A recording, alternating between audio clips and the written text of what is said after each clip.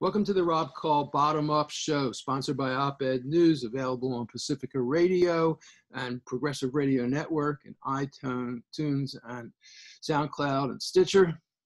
My guest for this show is Michael Rivage Seul. He is a liberation theologian and former Roman Catholic priest. He taught for 40 years at Berea College in Kentucky, where he directed the Peace and Social Justice Studies program. He's the author of The Magic Glasses of Critical Thinking, Seeing Through Alternative Fact and Fake News, and he's been a long-time contributor to Op-Ed News as well. Welcome to the show. It's great to have you. Thanks, Rob. I'm happy to be here. I love your book. It is a brilliant, great book, and I can't recommend it more highly to anybody listening to this. It's very kind, Rob. Thank you. I hate the title, but...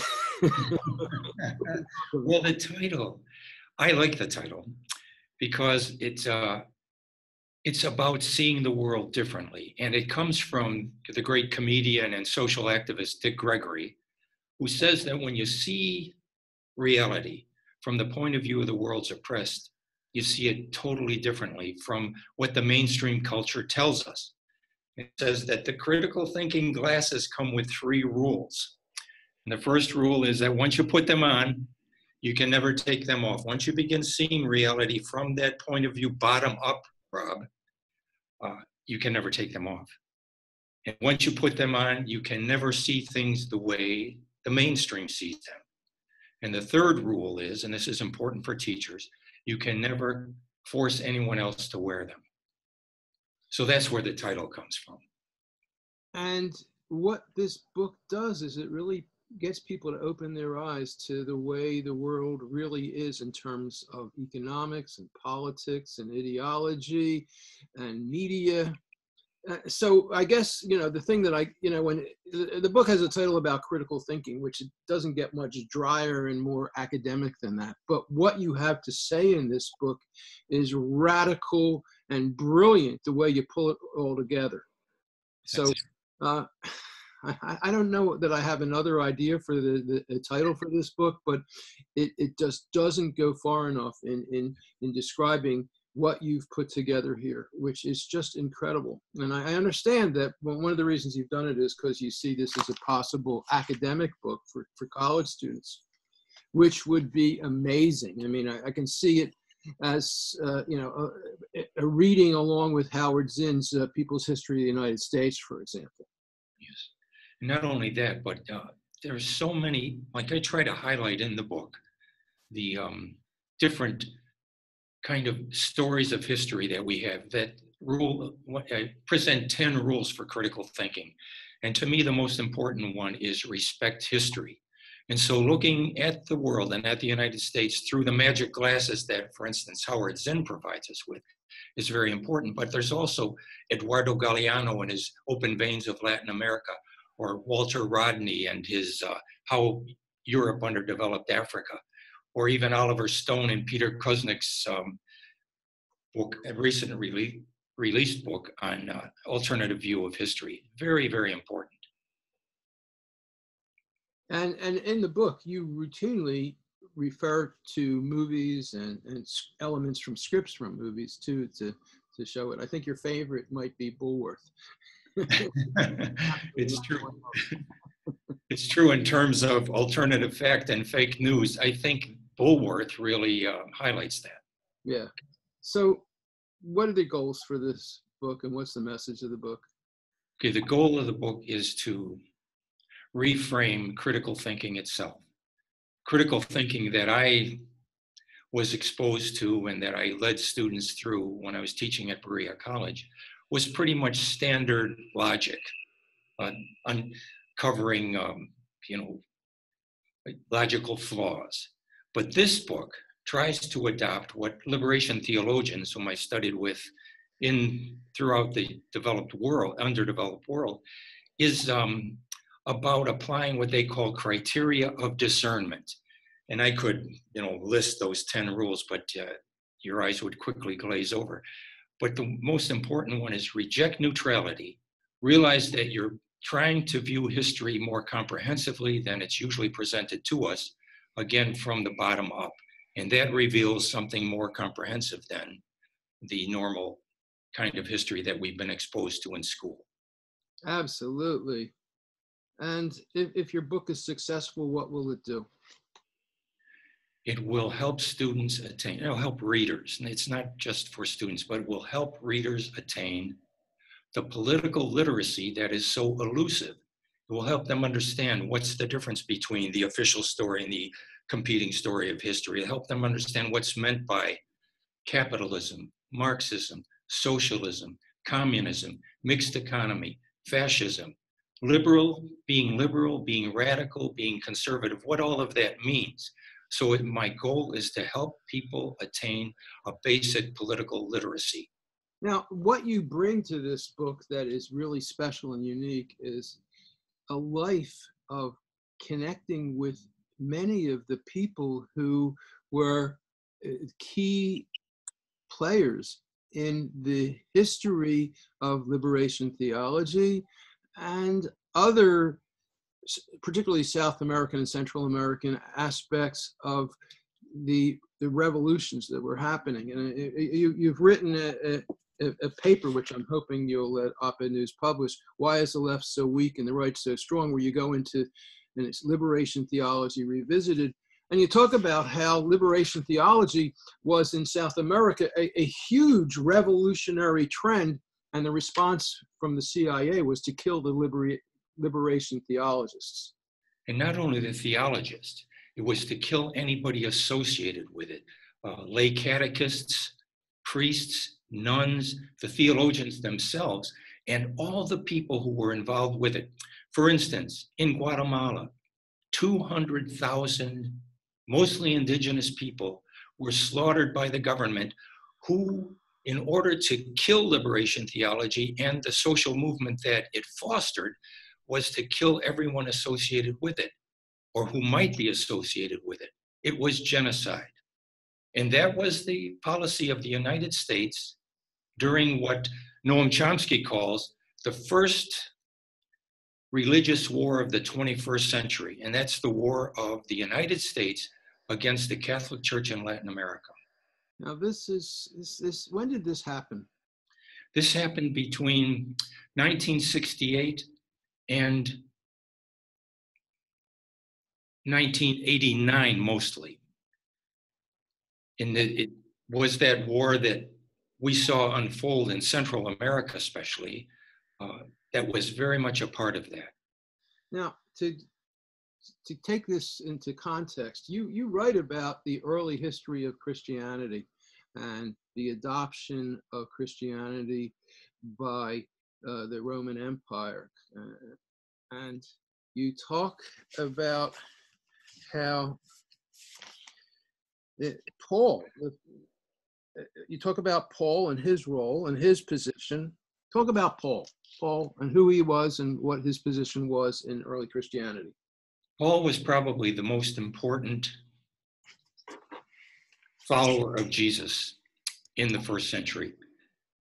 His entries into the New Testament are the earliest that we have. They were written about the year 50.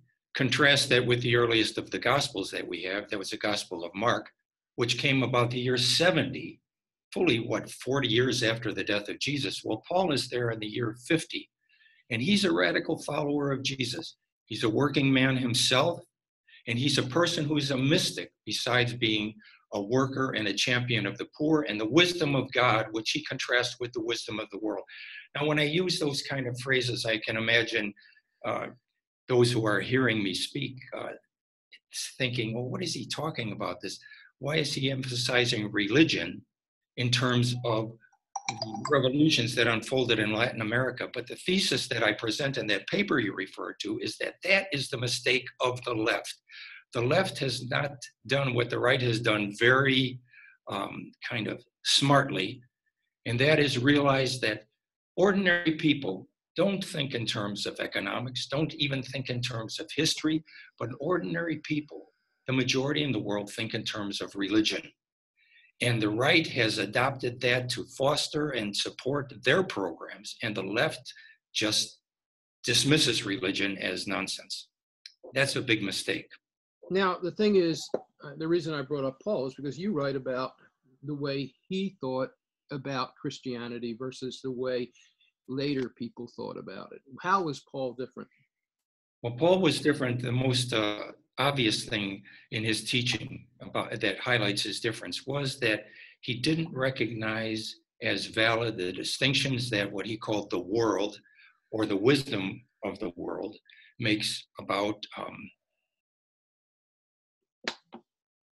differences in gender, in class, and in nationality. He says there's neither Jew nor Greek, slave nor free, male nor female. That's a hugely radical thing. All of us are one, in other words. That's the basic mystical teaching. Now, you describe Paul as probably the first liberation theologist. What do you mean by that, and why do you say that? Well, he is the first one to theorize, and that's theology, words about God, to theorize the action of Jesus that's described in the Gospels that we have. We have to remember who Jesus was. Jesus is more important than Paul. Paul is the one who gives the theory of what the life of Jesus meant. But he doesn't refer basically to the things that Jesus said and did, and that's what we have in the Gospels. When we look at those Gospels, we can see in Jesus a radical person. Even, although I hate to use this term, a liberal person. This is the language that means something to people in our contemporary world. He was a person who was the son of an unwed teenage mother. If we believe Matthew, he was an immigrant in Egypt for a while. He was expelled from the synagogue as possessed by the devil, even as we saw in the Gospels last week, just last Sunday. His mother and his brothers and sisters thought that he was crazy. He was seen by the Roman Empire as a terrorist. And that's proven by the fact that he was crucified. He was a victim, and crucifixion was the punishment that the Romans reserved for rebels. He was a victim of torture and of capital punishment. All those categories, people in the former colonies find extremely relevant to their lives. They see him even a person who looked like them. He was brown-skinned. He was probably, according to forensic archaeologists, he probably about 5'1", weighed about 110 pounds. He was not an American. He was a person of color. All those things make him relevant to the struggle against colonialism that's represented by the protagonists of liberation theology. And what you have said in your writing is that Jesus basically was for the poor. He was not for the rich. He was not for the powerful. And it was only after hundreds of years that Christianity was corrupted, taken over, and so as to be used by the powerful. Yes.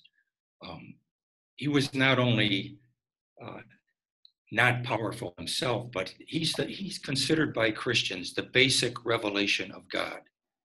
Liberation theologians take very seriously the fact that, if you accept that, God chose somehow to reveal God's self in a poor man, in a man of color, in a victim of torture, in a victim of capital punishment, in a friend of prostitutes and sinners. And this was a drunkard. These were the accusations against Jesus, that God chose, according to Christian belief, to reveal God's self in a person like that is absolutely significant.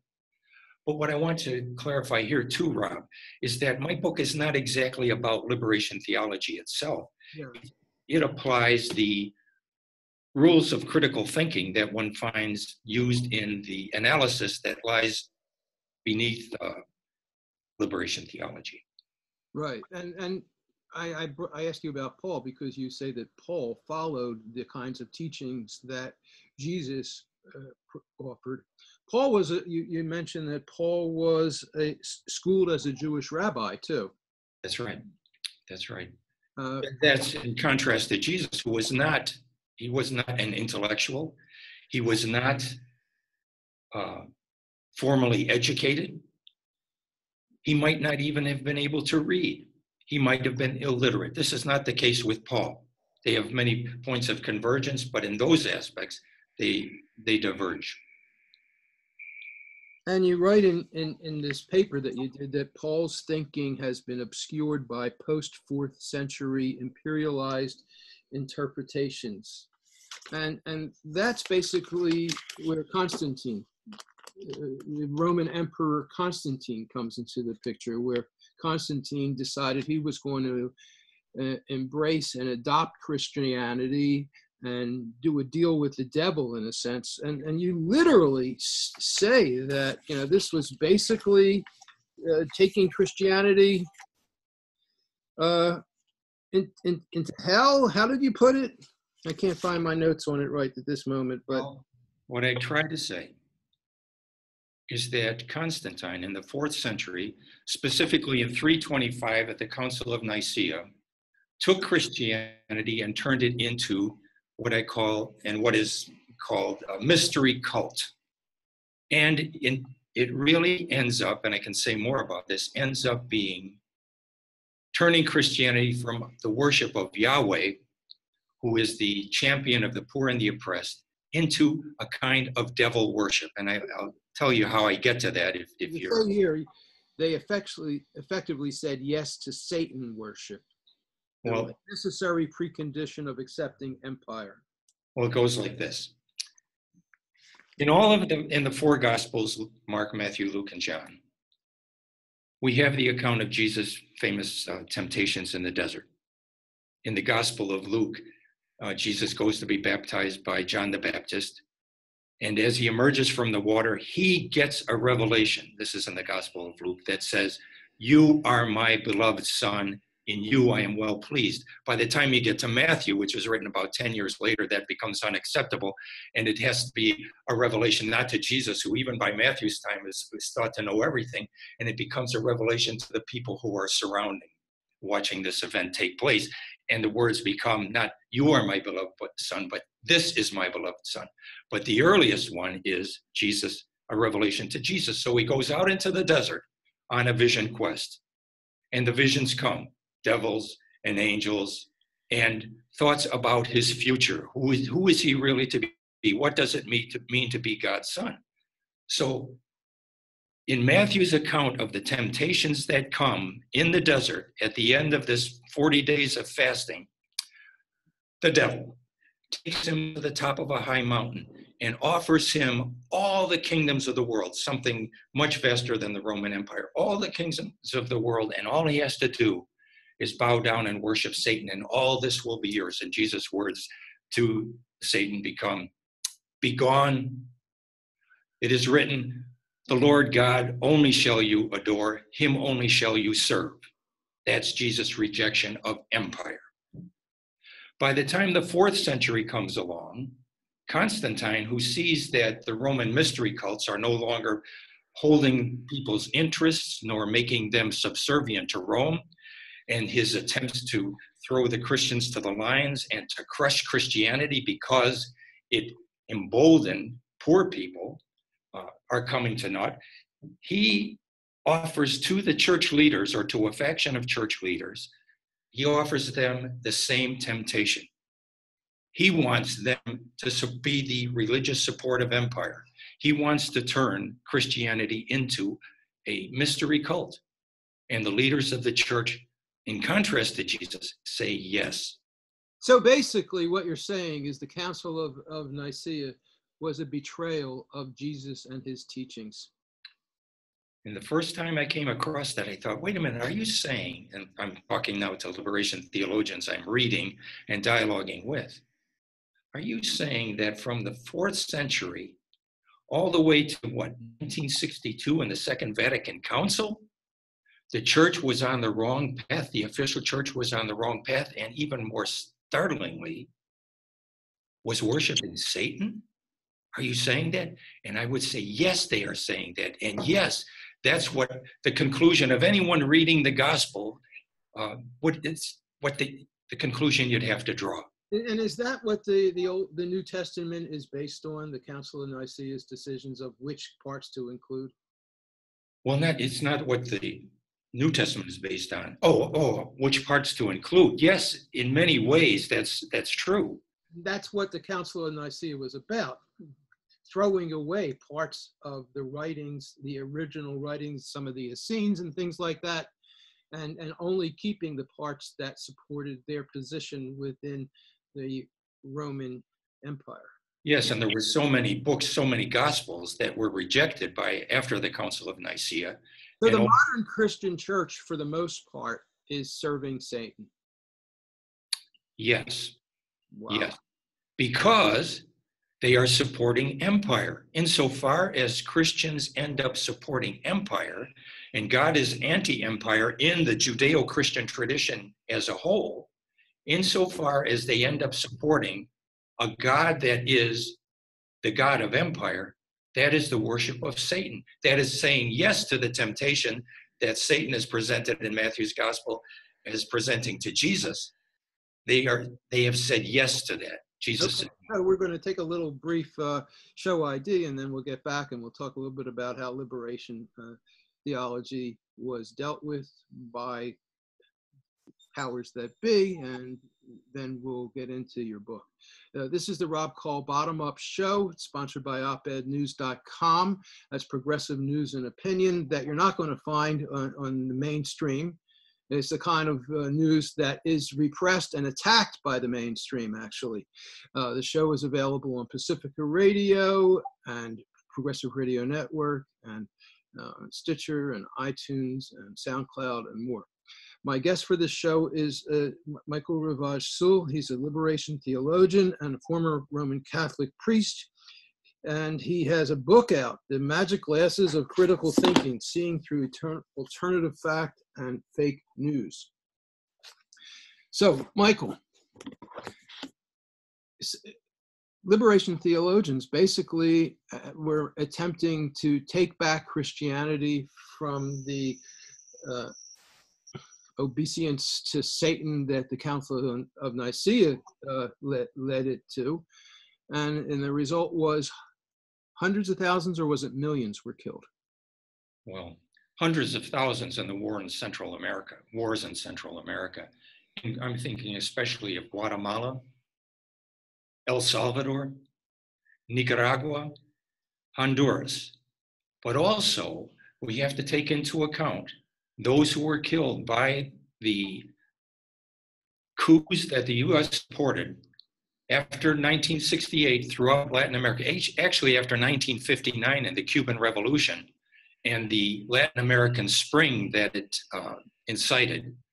We're talking about Argentina, Brazil, Uruguay, Paraguay, basically every country in Latin America except Mexico and Costa Rica.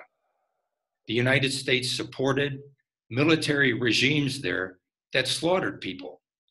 So this was basically a Holocaust that was supported and encouraged by the United States. Yes, and in my book, I have a long excerpt from John Stockwell's presentation on that. He's a former CIA agent who talks about the 6 million victims of the US Holocaust after World War II. What is that? We'll talk a little bit about it.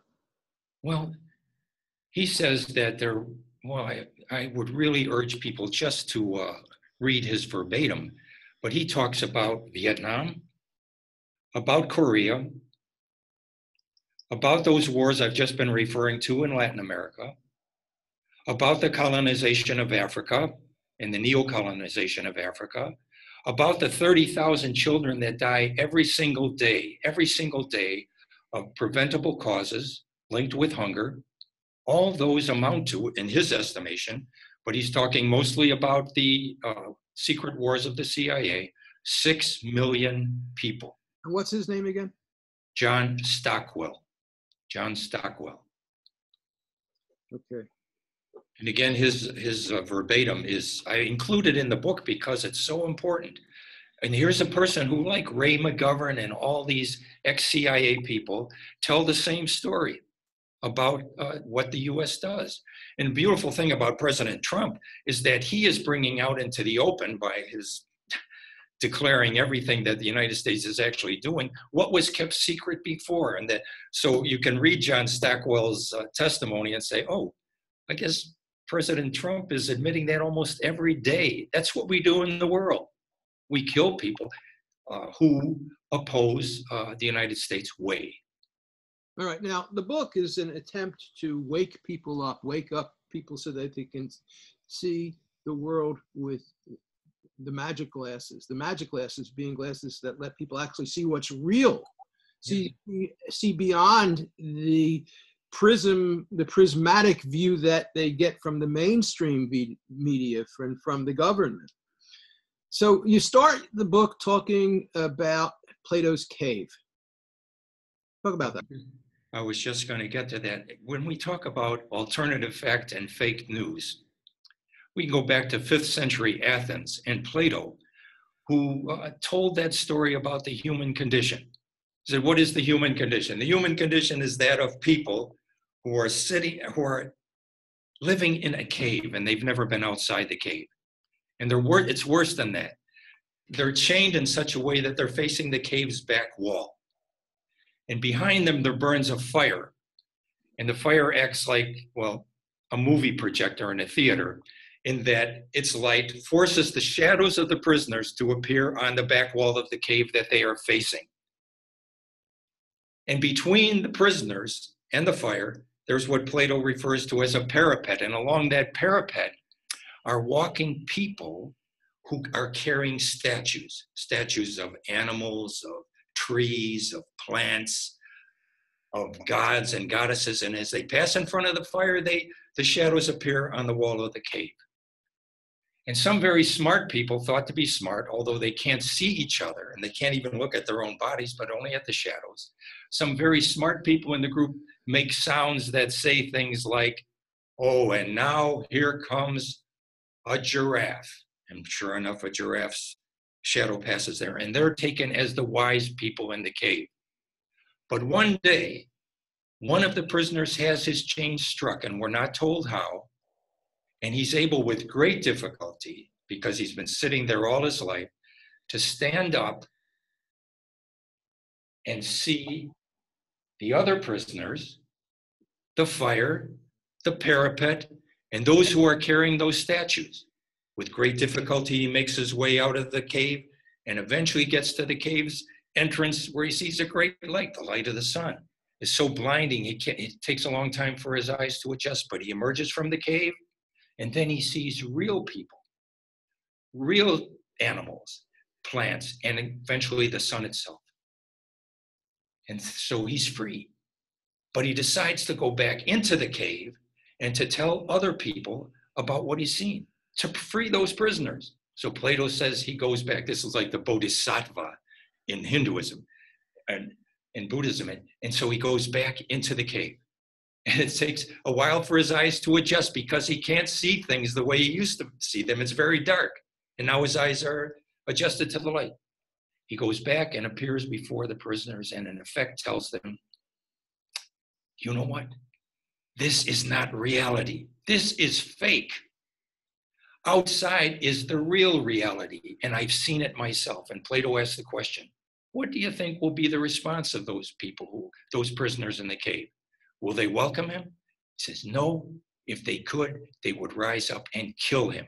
Well, that's a story that is so relevant to what's going on today. Those people carrying those statues are the fake news people, and that's the New York Times people, and people like you, Rob, who are presenting an alternative bottom-up understanding of the world and what's happening in the world. Are those people are like the escapee from the cave? You've put on the magic glasses. You can't see things the way I'm sure you used, or I'm not sure about you. Yeah, I did. I used to see things and accept things the way everybody else accepts it. But I put on the magic glasses too, and you can't go back to seeing things. And as a result, people vilify op-ed news or alternate or any of these different sources of news. But Plato's parable of the cave is what the book is about. Plato's parable of the cave is what critical thinking is about. And you're trying to wake up the people in the cave without them killing you, eh? Had experience of this, not of anybody wanting to kill me, but it happens in the classroom when you expose people. For instance, for a long time, I on and off taught liberation theology to evangelical students in Latin America. And to begin with, when I told them, first of all, that I'm a former priest, they kind of made them suspicious. And then even angry when we started looking at the Gospels, because they were evangelical students, looking at the Gospels as liberation theologians do, through the magic classes, from the point of view of the poor and the oppressed. They rebelled against that, but eventually, at least began to see for some of them, how actually that's a good interpretation of the Gospels. Now, in the book, you describe stages of consciousness leading to cosmic consciousness. What are the stages, and what is cosmic consciousness? Well, that's why I could pretty well refer to what your early experience may have been. I certainly can refer to my own. According to Ken Wilber, and here's what he's the one that I'm drawing on here. People pass through stages of consciousness inevitably that are predictable. And he has an exquisitely elaborate way of describing this, but in simple terms, it would go like this, that we all start out as egocentric people. We're concerned about ourselves. Then we move on to a stage of ethnocentrism. We're concerned about our group, our family, our town, our country, our race, like that. We're ethnocentric, our religion, our denomination. And then we move on, if we're lucky, to world centrism, where we become citizens of the world and see, well, I'm not really an American, basically. I'm a human being. And I can look critically at the United States the way that people outside the United States do.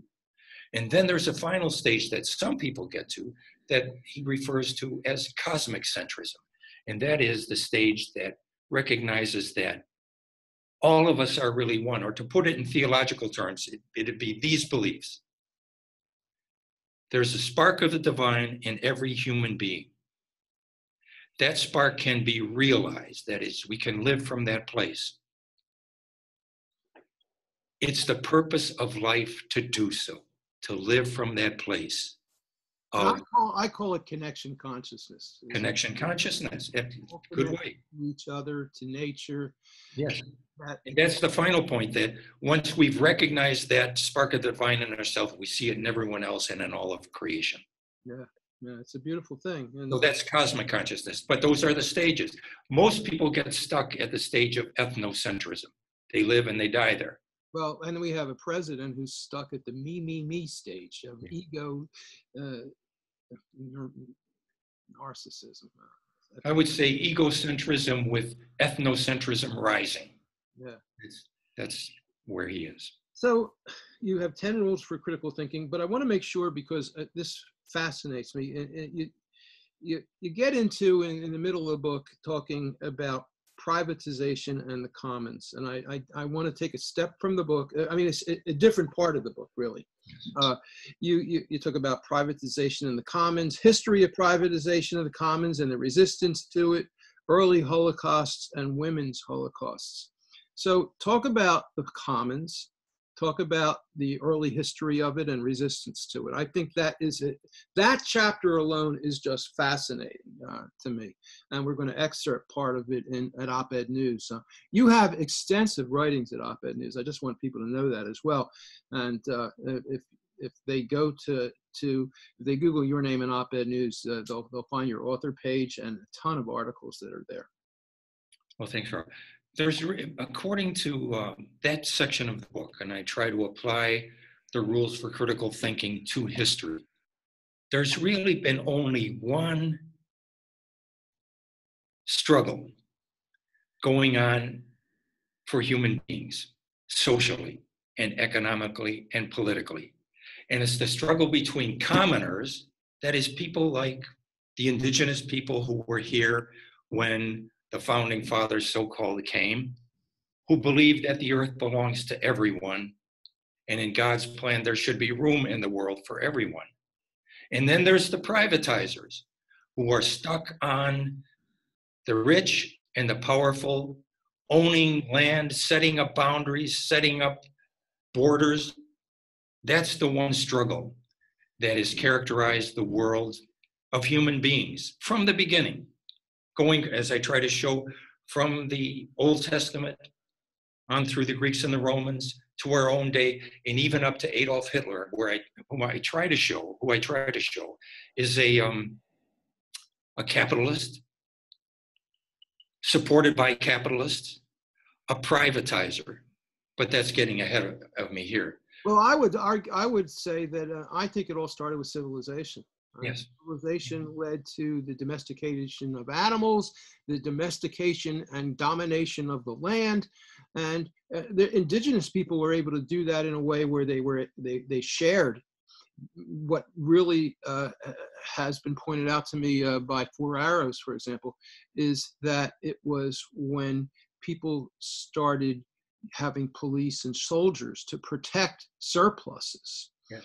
That were created when they took over control of the land and the commons, that civilization led to hierarchy and domination and centralization and all the problematic top-down aspects of civilization that we now face, which you're describing.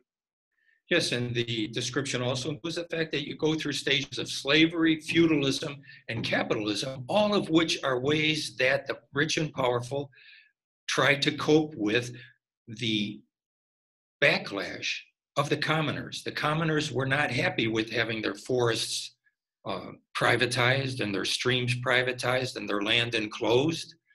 And that's the source of what we refer to as, what in the traditional histories is referred to as the heresies.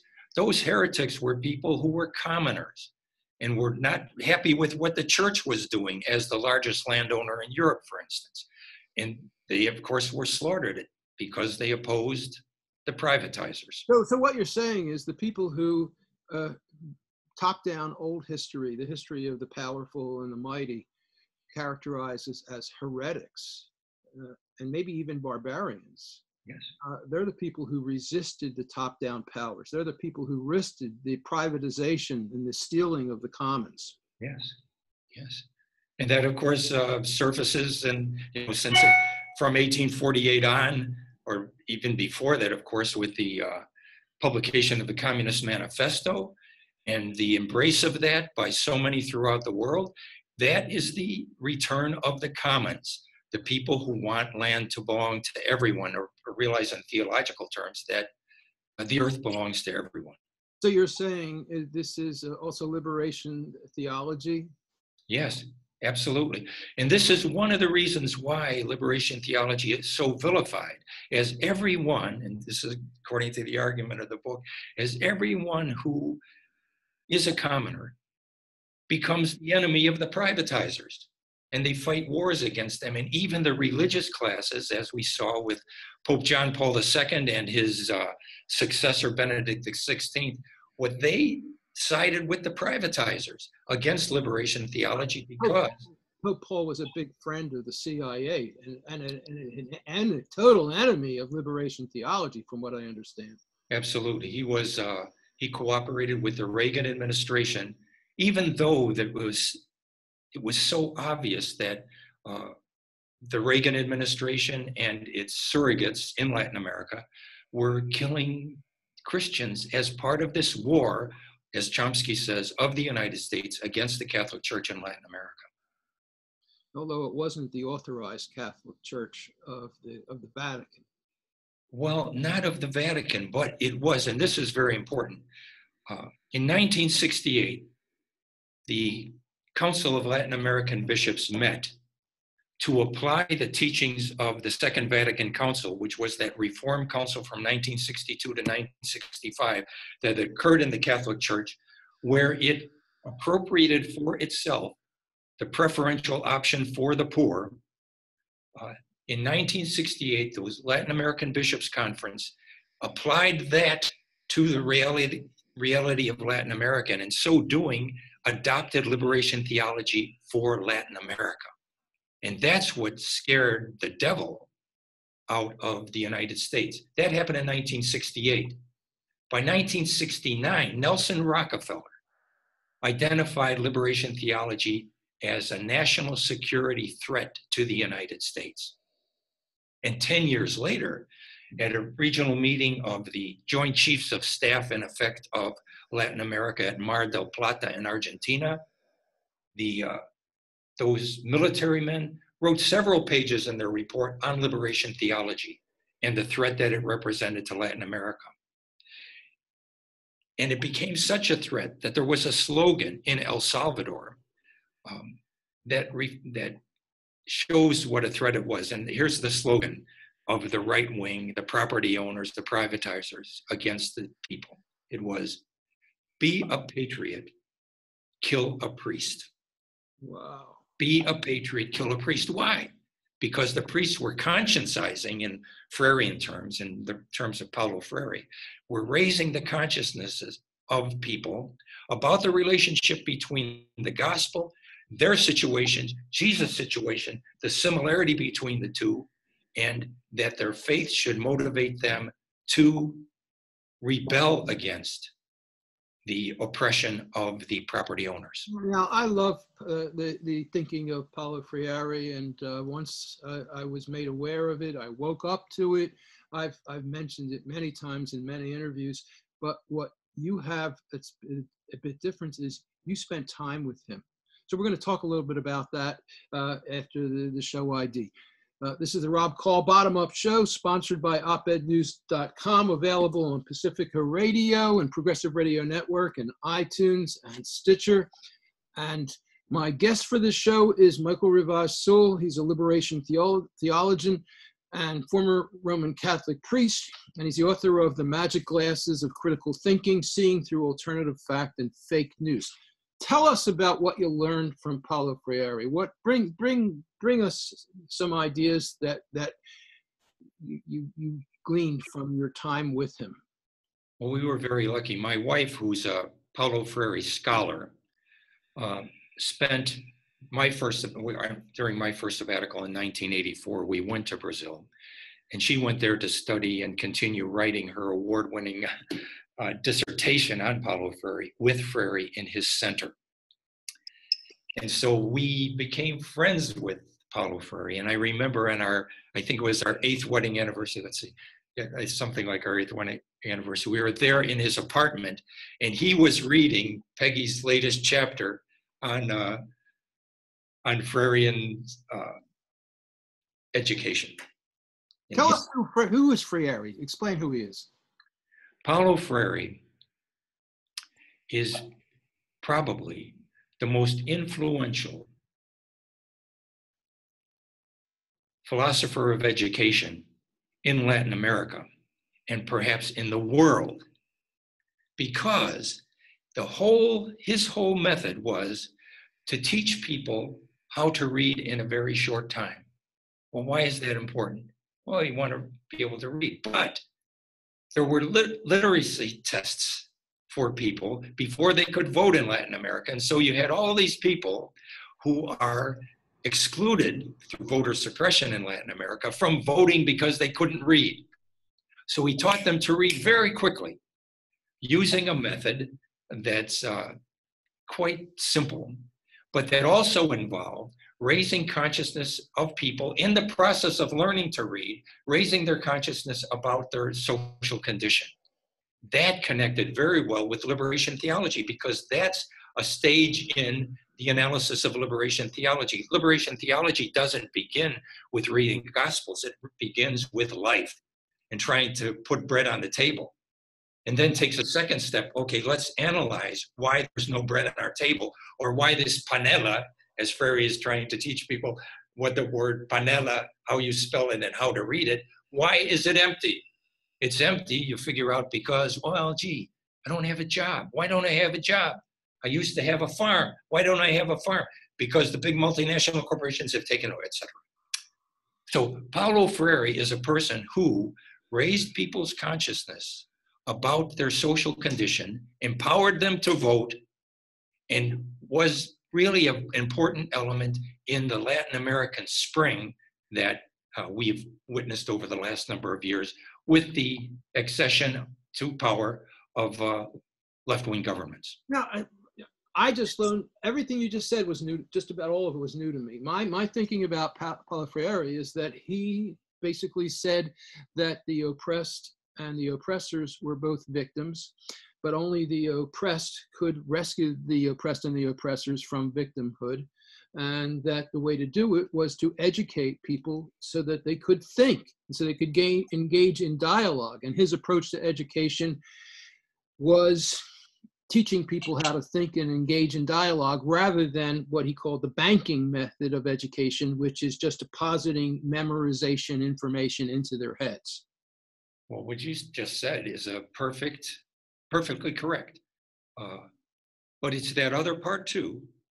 And it's also the part that I was trying to emphasize is that in my own concern about liberation theology, he influenced liberation theologians to take his method of consciousness raising and introduce it into what they term biblical circles. That is, where people sitting around, ordinary people, not under the leadership of a priest or anyone like that, but they come together, read the Gospels, and look at them critically in the way that I was saying people looked at the pans on their stove that's full of water instead of beans and rice, to analyze their social condition and then ask the question, okay, what then does the gospel have to say to that? This seems like a really bottom-up approach to the Bible. Absolutely that. How? Liberation theology is not something that comes from the universities. It comes from the people. Again, sitting around in biblical circles and helping them understand the relationship and the relevance of the teachings and the actions of Jesus to their own lives. So it emphasizes again the role of ordinary people, and theologians then become, in effect, stenographers of what the people are saying about their understandings of the gospel. And I want to say this, Rob, that if you read the gospel, so you read the Judeo-Christian tradition, read about Moses, read about the liberation of slaves from Egypt, from the point of view of the victims of colonialism, you will see the relevance of those readings to people's lives. So you can see how, I can recognize that Jesus was a person like me. The people who listened to him, the lepers, the prostitutes. This is a direct threat to the power structure, to the hierarchy of the big church, whether it's Christian or Protestant or whatever. And so that's why they were so against liberation theology. And I'm talking about Pope John Paul II. I'm talking about Cardinal Ratzinger. That is who Benedict XVI. They found it a big threat. And Ratzinger, when he was still the head of the Sacred Congregation of the Faith, which used to be called the Holy Office of the Inquisition, in 1985, he wrote instruction on certain aspects of liberation theology. And while it's absolutely an affirmation of liberation theology throughout the whole first part, he says that there's no doubt that God is presented in the Judeo-Christian tradition as the liberator of the poor and the oppressed, and there's no doubt that Jesus was on the side of the poor, and there's no doubt that there is a preferential option for the poor in the Gospels. But here's what's wrong with liberation theology. They use Marxist analysis. And Marxism is such a way of thinking that you can't just take a part of the pill, you have to swallow the whole thing. And to me, that's an absurd argument.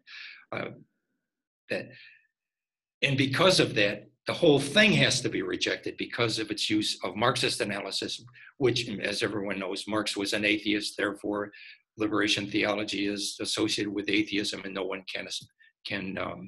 There was more disinformation, more fake news that Ratzinger put out. Yeah, that was fake. Yeah. All right. So we need we're theology, fake church. We're getting down to the last 9 minutes of the show and I want to get into the book some more. So you have 10 rules of critical thinking. The first one is reflect systematically. And there you're talking about systems of economic systems, right? Yes. It is really important to understand even the history that we've been talking about, and to even understand why liberation theology is such a threat. To understand what Marxism is. If the Pope is rejecting liberation theology because it's Marxism, well, what is Marxism? in order to understand that, you must know and be able to carry around in your mind, in order to be a citizen, carrying around in your mind understandings of, okay, what is capitalism? What is Marxism? What is socialism? What is communism? What's a mixed economy? What is fascism? And in the book, in the first, great detail, and really, but not too much, and you really make it so it's a pretty simple explanation and understanding, and one of the best I've seen, really, to pull them all together in that way. And we need to kind of rush through these, so I'm going to move on. So the second one is select market. So a select market is the root of political differences, and that means if you're trying to understand the world, you have to realize that the difference between liberals and conservatives, radicals and reactionaries, is their attitude towards market. Conservatives and reactionaries want an unfettered market. Those on the left, no regulations. No regulation. And liberals and radicals want regulation of the market. And so you have a whole spectrum then of political opinion. In the United States, it's particularly narrow. It's the difference between Republicans and Democrats. And I'm doing this because that's the spectrum of debate in the United States, when on a world scale, the debate is really this wide. And I'm holding up. What you're doing with this video is you're showing your fingers about a half an inch apart for the narrow and your arms wide apart for the wide. It's interesting what you mentioned in here is that the extreme is the mafia. They're the extreme right. Yeah, and what's next to the mafia? What comes next? Well, in the libertarians. Libertarians, and then Republicans, and then Democrats, and then probably Green parties, Social Democrats, like that, communists, it go like that.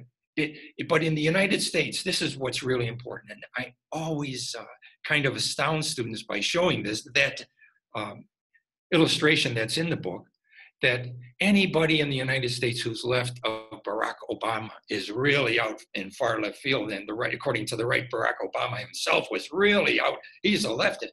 Well, on a world scale, he's a center-rightist. Absolutely.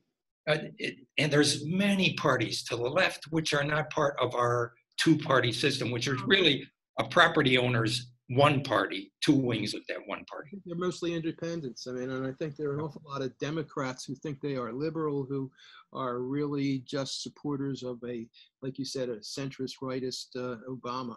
Yeah. The next one, because we really got to kind of rush through this, is reject neutrality. And you say it's undesirable, impossible, and supports the status quo. And you use a Paulo Freire quote: washing one's hands of the conflict between the powerful and the powerless means to side with the powerful, not to be neutral. So talk about neutrality. Well, again, this is a liberation theology concept that's captured in the phrase that the current Pope Francis uses all the time, and it's the preferential option for the poor. That is, when you're analyzing things, you have to try to recover the voice of the voiceless. If you notice what's happening in the news, and again, this is about alternative fact and fake news, the point of view of the oppressed, or those who claim they are oppressed, the point of view of the Palestinians, to get particular, is never presented. We never have any spokesman for them in any credible way or for any length of time. In the mainstream media. We're talking about the mainstream media. That's not the case with op-ed news or Democracy Now. That's not the case. But again, so it's realizing that we must take sides, and we do take sides. That doesn't mean that we dismiss opponents without hearing their case, but we balance that by listening and treating seriously the voice of those who claim to be oppressed. And you talk about how in the world of academics, neutrality is encouraged, and that's a problem. It is a problem because it's that the truth of that kind of trope that not to decide is to decide, and is to decide in favor of the status quo. Okay, so next is suspect ideology. We've got to rush through these, really. Well, yes. And I don't know, that, Rob, that we have to go through each one of them because that might be a little boring for people. But I think the important thing to recognize are the ones that you pointed to. Know those differences and believe that you can understand those differences between economic systems, but know history. Know that there's an alternative. This is respect history. If I were to underline one of those, and that's the whole second part of the book that you were referring to earlier regarding heresies and so on, know your history and know that there are two versions of history at least. There's the official story and there's the competing story.